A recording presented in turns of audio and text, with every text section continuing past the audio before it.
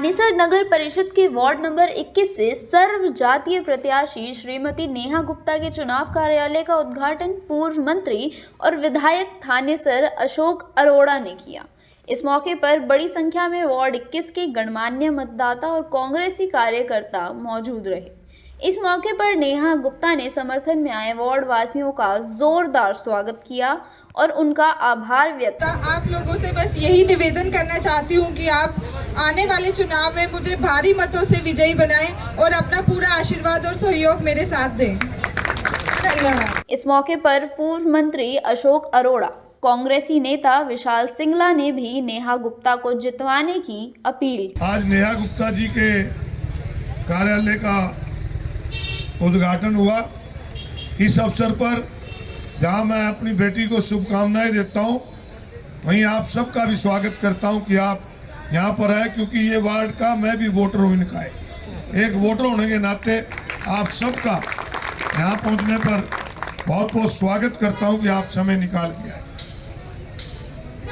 प्रजातंत्र के अंदर हमारे संविधान के निर्माता बाबा साहब ने हर 21 साल के युवक को उस समय वोट का अधिकार दिया था, जब देश की आज़ादी के बाद संविधान निर्माण की जिम्मेवारी दी थी। और उसके बाद युवाओं की भागीदारी ज़्यादा राजनीति में बढ़े। हमारे स्वर्गीय प्रधानमंत्री राजीव गांधी जी ने 21 साल से उम्र घटा के 18 साल कर दी थी। आज 18 साल का हर नागरिक, चाहे वो किसी जाति और धर्म से जुड़ा है, किसी वर्ग से जुड़ा है, पढ़ा लिखा है, अनपढ़ है, अमीर है, गरीब है, औरत है, आदमी है, सबको वोट का अधिकार है। और वोट के अधिकार के जरिए आप एमएलए, एमपी, एमसी चुनते हैं, और जिसकी हिंदुस्तान में टर्म 5 साल की है, परंतु हमारे नगर परिषद के चुनाव 9 साल बाद हो रहे हैं। 4 साल तक इस नगर परिषद के चुनाव को कभी वार्ड बंदी का बहाना लेके, कभी इसकी सीमा बढ़ाने का नगर परिषद की सीमा बढ़ाने का बहाना लेके ये चुनाव को टालते रहे। और ये तो अब भी चाहते थे कि चुनाव ना हो। नहीं तो ये देखो, आपके पड़ोस का वार्ड है जो वार्ड नंबर 22 है, वहां पे इस शहर में सबसे कम एससी आबादी अगर है तो उस वार्ड में है। और म्युनिसिपल एक्ट के मुताबिक वो 4 वार्ड रिजर्व होंगे जो सबसे ऊपर एससी हैं, परंतु वहां 70 वोट एससी नहीं है। उस वार्ड को एससी कर दिया। भी कोई ना कोई कोर्ट में चला जाओगा, फिर स्टे हो जाएगा। इनकी चलती रहे, इनका राज नगर परिषद पे चलता रहे। और जिन लोगों ने लगातार परेशान किया इस कुरुक्षेत्र की जनता को, मैं एक बात कहना चाहता हूं, ऐसा एक भी व्यक्ति नहीं, चाहे वो बीजेपी का पदाधिकारी भी हो, कि इस नगर परिषद में कोई काम गया हो तो बगैर पैसे आया। और मैं नहीं कहता, ये जो पहले एमएलए थे, मिनिस्टर भी रहे सुभाष सुधा जी, वो नगर परिषद के अंदर गए स्वयं। लोगों ने उनसे कहा कि यहाँ हमारे से एनडीसी के नाम से 25 से लेके 50,000 रुपए तक लिए जाते हैं। लोगों ने कहा कि हमारी प्रॉपर्टी आईडी खराब हो जाती है, उसे ठीक कराने आते हैं तो यहाँ के आपके कर्मचारी कहते हैं पोर्टल बंद है, और बाहर जो दलाल बैठे हैं उनको दे दो पैसे, उसी समय मोबाइल में पोर्टल खोल के हमारी ठीक कर देते हैं। तो ये दिक्कतें आ रही हैं। उन्होंने स्वयं माना था, उनकी रिकॉर्डिंग है कि नगर परिषद के अंदर दलाल बैठे हैं। मैं इनके नाम उजागर करूंगा। अरे तुम मंत्री हो, एमएलए हो सरकार के, नाम उजागर करने की क्या लोड़ है? उनको भी पकड़ाओ, जिनके लिए दलाली करते हैं उन्हें भी पकड़ाओ। जनता को तो पैदा करो, परंतु नहीं, क्योंकि घर में ही सारा पैसा आ रहा था, इसलिए उसके लिए करते किसके लिए। तो इसलिए आज हमें मौका मिला है, आप लोग अच्छे उम्मीदवारों को चुनो। कई लोग आपके बीच में आके जैसे जिक्र कर रहे दादा श्याम जी, भाई ट्रिपल इंजन सरकार, पिछले 10 साल से ट्रिपल इंजन ही नहीं। तो ट्रिपल इंजन सरकार थी तो ये जो गौवंश फिर रहा है हमारे बीच में, इनका क्या हाल कर दिया इन्होंने लोगों का। कितने लोगों की टांगे बाहें टूट गई, कितने मारे गए, क्यों नहीं इंतजाम कर लिया?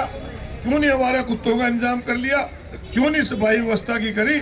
आज मैंने पहले देवदासपुरा में वहाँ के उम्मीदवार राजेंद्र सैनी के लिए, फिर वार्ड 29 से वार्ड हमारे 30 से राजू चौहान के लिए और वार्ड 21 से नेहा गुप्ता के चुनाव कार्यालय का उद्घाटन किया है। और अब इसके बाद गौरी शर्मा के वार्ड का उद्घाटन करेंगे।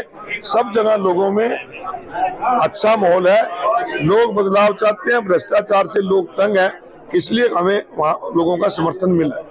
चेयरपर्सन की प्रत्याशी भी अपने साथ जगह प्रचार में जा रही है, तो कैसा लगेगा? देखिए, जहाँ क्योंकि चेयरपर्सन की उम्मीदवार हमारी सुनीता नहर है, इनको भी समाज के लोगों का समर्थन मिल रहा है, क्योंकि ये जो है राजनीति से जुड़ी है। और जो बीजेपी की उम्मीदवार है, उन्होंने तो अपनी जेपी उम्मीदवार बनाया है, इसलिए लोग एक शिक्षित और जो राजनीति से जुड़ी हुई है, समाज सेवी है, उसके पक्ष में वोट। तो मुख्यमंत्री आए, विकास के मुद्दे पर वोट मांगे हैं, मुख्यमंत्री यहाँ भी प्रचार करेंगे, हर जगह जा रहे हैं, नगर पालिका निकाय चुनाव में।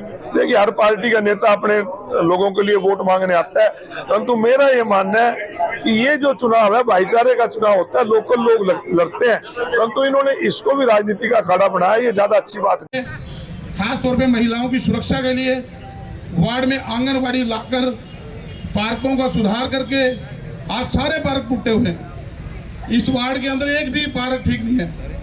9 साल से इलेक्शन नहीं हुए, कोई विकास नहीं हुआ। विकास के नाम पे झूठ बोलकर भारतीय जनता पार्टी कमल का फूल, और तो दूसरी बात ही नहीं है। ये चुनाव एक भाईचारे का चुनाव है, ये कोई सिंबल का पार्टी का चुनाव नहीं है। ये वो चुनाव है भी हम कब जाके मंत्री जी को अब जाके 24 घंटे पकड़ लो।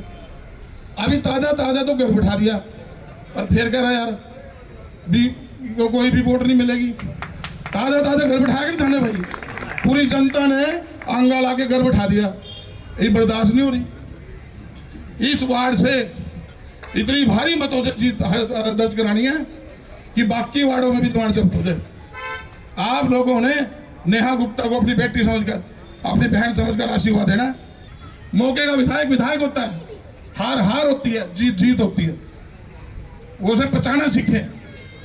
आज इस पूरे वार्ड का माहौल एक तरफा है। अगर वो सोचे कि हम कोई धंगामस्ती कर लेंगे, ये बिल्कुल नहीं चलेगी, बिल्कुल भी। नेहा गुप्ता के साथ महिलाओं की पूरी आवाज है, पूरा समर्थन है।